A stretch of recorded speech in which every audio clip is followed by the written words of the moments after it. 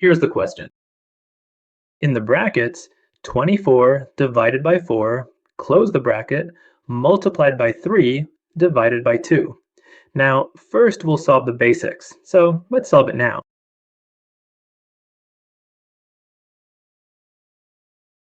"24 divided by 4. Multiply by 3, divided by 2. Now 24 divided by 4 is 6. Now 6 times 3 divided by 2. Now 6 times 3 divided by 2. We know that multiplication and division have the same priority, so we'll check from left to right.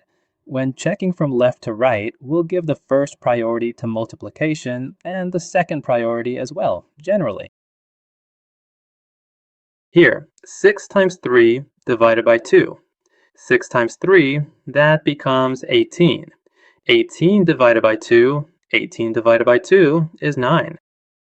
So 9 is the right answer.